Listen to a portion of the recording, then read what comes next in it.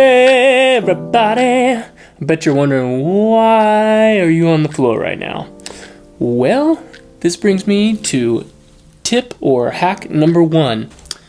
You ever noticed with guitar picks how, you've been playing them for a while and you get the worn out ends on them? They kind of start to round over. You don't get that nice point anymore. And you're like, I'm gonna throw it away.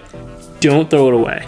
Check this out. All you need is a carpet or a rug and your guitar pick. You're gonna take your guitar pick, you're gonna slide it in a downward motion, pushing almost like you're sharpening a knife on the ends with it in your hand, and you can start to see that point come back.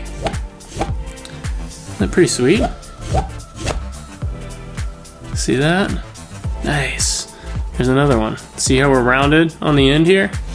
Get that point back to it. You can see you get that point back to it, which is pretty sweet. So I use this one all the time. This is an amazing hack. It doesn't cost anything. All you need is a rug or a carpet and a guitar pick. So, yeah.